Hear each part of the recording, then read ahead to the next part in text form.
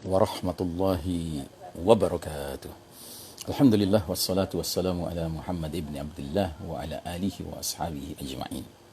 Faqala Allah Ta'ala fi kitabihil karim ba'da a'udzu billahi minasyaitonir rajim. Ya ayyuhalladzina amanu taqullaha haqqa tuqatih wa la tamutunna illa wa antum muslimun. Hadirin jamaah rahimakumullah. Hari ini kita berada di hari Jumat tanggal 5 bulan Juni 2020, masih di bulan Syawal 1441 Hijriah. Jum'ah Mubarakah. Semoga Jumat ini Jumat yang penuh keberkahan dari Allah Ta'ala. Saudaraku rahimakumullah, kajian akhir zaman kita kali ini masih meneruskan rangkaian episode berkenaan dengan Zuhur Al-Mahdi, tampilnya Al-Mahdi. Dan untuk pertemuan kali ini kita akan membahas beberapa hadis berkenaan dengan peristiwa Al-Malhamah Al-Kubra, perang besar antara kaum muslimin dengan Rum Nasrani, yang mana disebutkan bahwa perang ini adalah perang di mana kaum Rum, bangsa Rum, mengerahkan personil dengan kibaran 80 bendera. Per benderanya 10.000 personil dalam satu hadis. Dalam hadis yang lain lagi 12.000 personil. Ya, jadi secara totalitas jumlah pasukan Rum minimal 800.000 personil hingga 960.000 personil. Dan Nabi menggambarkan ini sebagai sebuah perang besar. Ya. Padahal secara kuantitas personil, kalau kita bandingkan dengan angkatan-angkatan bersenjata dunia modern sekarang ini, jumlah sedemikian itu tidak terlalu besar. Ya. Nah, tapi kenapa Nabi menyebutkan sebagai Malhamah Kubra, perang yang besar?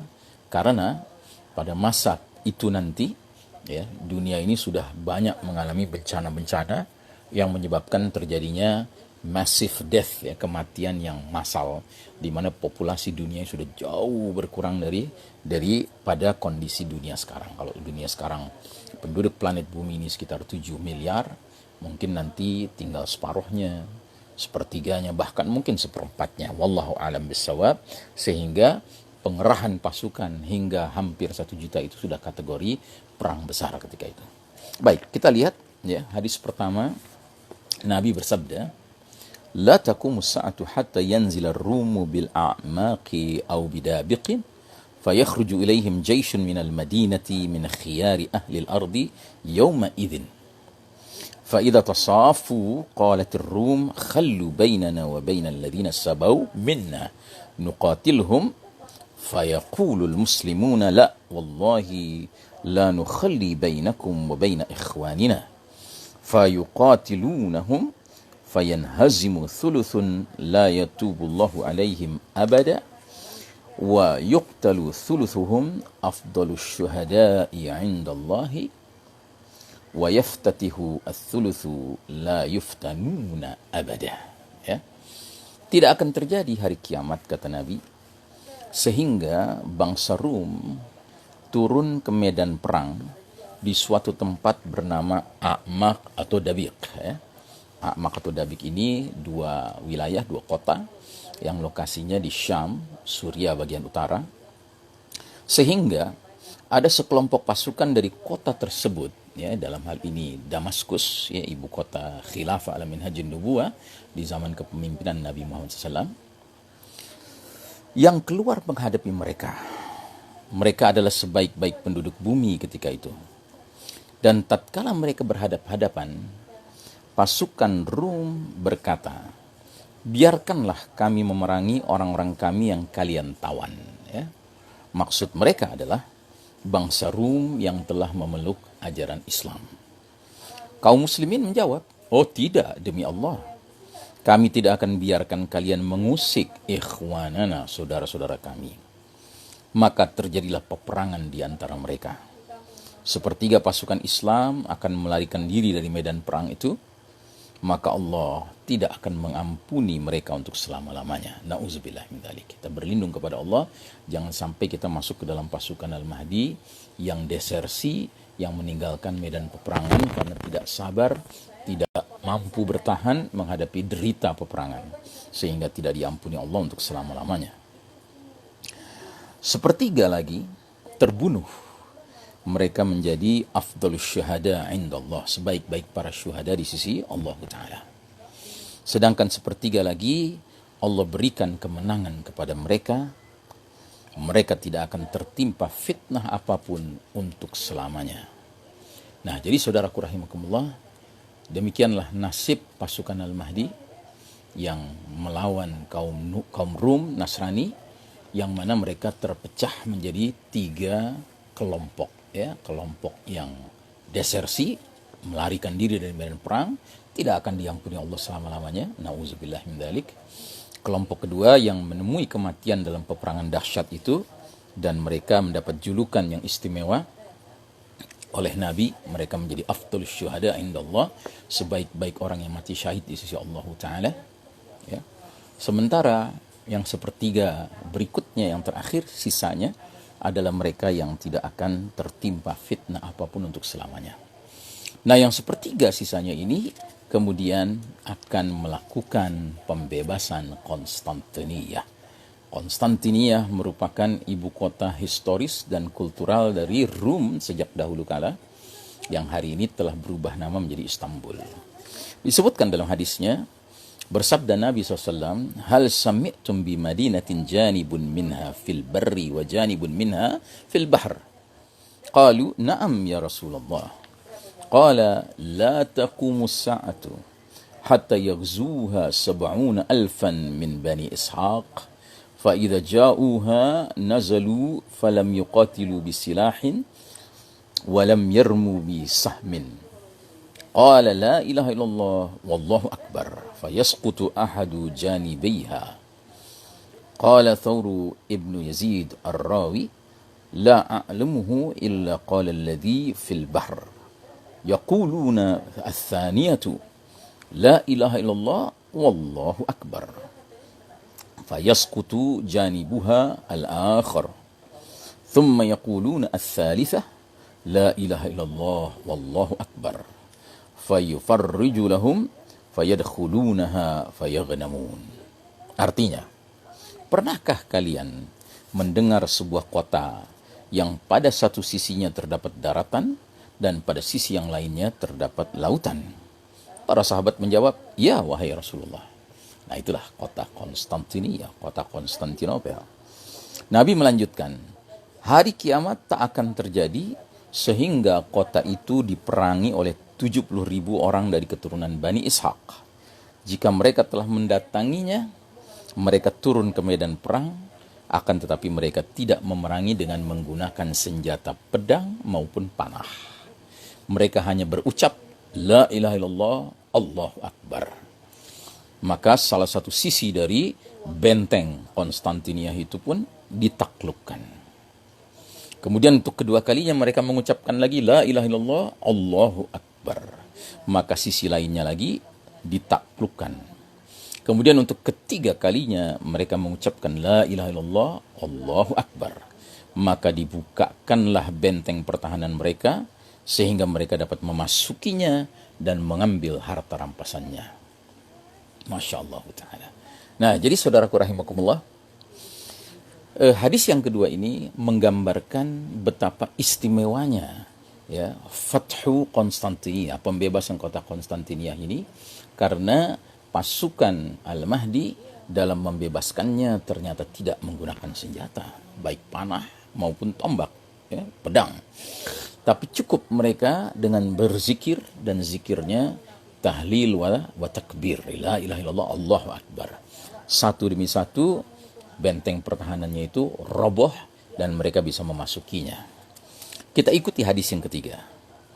Wa yaftatihu ats-tsulutsu la yuftanuna abadan fayaftatihuna Konstantiniyah fabainama hum yaqtasimuna al-ghanaima qad 'alaqu suyufahum biz-zaituni idh saha fihim asyaitanu innal masiha qad khalafakum fi ahlikum fayakhrujuna wa dhalika batilun fa idza ja'u asyama kharaja.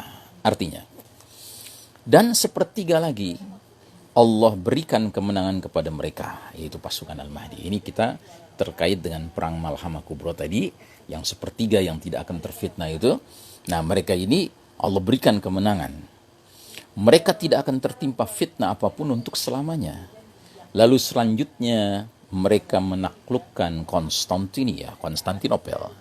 Dan ketika mereka sedang membagi-bagi harta rampasan perang dan tengah menggantungkan pedang-pedang mereka di pohon zaitun. Nah, menggantungkan pedang-pedang di pohon zaitun mengisyaratkan bahwa peperangan pada masa itu sudah kembali seperti perang zaman dahulu.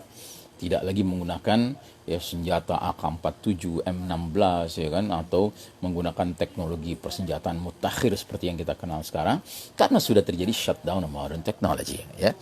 Nah, jadi ketika mereka sedang membagi-bagi harta rampasan perang dan tengah menggantungkan pedang-pedang mereka di pohon zaitun, tiba-tiba syaitan berteriak meneriaki mereka.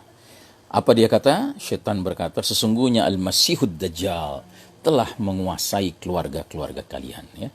Telah menguasai keluarga-keluarga para mujahidin di mana? Di ibu kota khilafah di Damaskus, di Syam, di Damaskus ya. Maka mereka pun pasukan Al-Mahdi ini berhamburan keluar. Dan ternyata berita tentang Dajjal telah menguasai keluarga-keluarga mujahidin ini adalah berita bohong. Ini adalah hoax ya. Ketika mereka, pasukan Al-Mahdi ini mendatangi Syam, barulah Dajjal muncul juga on the way menuju ke Syam. Nah, jadi saudaraku rahimakumullah, episode berikutnya adalah pasukan Al-Mahdi akan berhadapan dengan pasukan Dajjal yang dipimpin oleh Dajjal. Dan siapa mereka? Mereka adalah 70.000 tentara Yahudi yang berasal dari Isfahan ya, yang ini dianggap sebagai core pasukan dari Dajjal ya. Nah, kita akan lihat pada episode berikutnya bagaimana Allah Ta'ala mengizinkan pasukan Al-Mahdi ya bisa mengalahkan pasukan yang dipimpin oleh Dajjal, dan bagaimana Dajjal itu sendiri akan menemui ajalnya, kematiannya ya. Dan ini tentu terkait dengan ya didatangkannya pertolongan spesial dari langit dari Allah Subhanahu wa taala kepada pasukan Al-Mahdi, yaitu berupa nuzulu Isa ibnu Maryam alaihissalam, turunnya Isa alaihissalam. Nah, untuk pembahasan selanjutnya kita akan berjumpa dalam pertemuan berikutnya, dan dalam pertemuan berikutnya itu kita akan melihat betapa uniknya ya terjadi 3 sosok penting dalam ilmu akhir zaman ya hadir bersamaan, yaitu sosok Al-Mahdi, Amirul Mukminin fi akhir zaman, pemimpin kaum beriman di akhir zaman, sang khalifah. Kemudian Ad-Dajjal, Al-Masih Ad-Dajjal, sang penipu Dajjal, orang yang mengaku juru selamat, mengaku sebagai ya Al-Masih Isa alaihissalam, padahal dialah Al-Masih palsu. Dia adalah the false Messiah, dia Dajjal ya, dia justru adalah azamul fitnah yang paling dahsyat sepanjang zaman. Dan sosok ketiga adalah sosok Al-Masih Isa ibnu Maryam alaihissalam ya, sang juru selamat yang sejati, yaitu Isa putra Maryam alaihissalam. Nah, ketiga sosok ini muncul dalam suatu waktu bersamaan. Dalam episode berikutnya akan kita bahas ya. Dan justru pada saat-saat terjadinya pertemuan 3 sosok penting ini ya, Allah Ta'ala akan mentakdirkan umat Islam benar-benar ya, mengalahkan musuh terakhirnya, yaitu Dajjal ya. Dan di dalam hadis Nabi mengisyaratkan bahwa ya Taifah Mansurah ya, kelompok yang terus-menerus ditolong Allah Ta'ala dalam berbagai perperangan bainal haqqi wal batil, antara kebenaran dengan kebatilan, itu puncak akhirnya adalah berperang melawan Dajjal. Nah, jadi dengan kata lain, perang melawan Dajjal adalah perang terakhir yang dialami oleh kaum mukminin ya, kaum muslimin ya di akhir zaman ini ya. Setelah terbunuhnya Dajjal tidak ada lagi peperangan ya. Yang ada adalah ya dunia ini diisi dengan kesibukan ya kaum muslimin beribadah dan juga bercocok tanam, dan dunia benar-benar mencapai ya keberkahannya secara optimal, baik dari langit maupun dari bumi.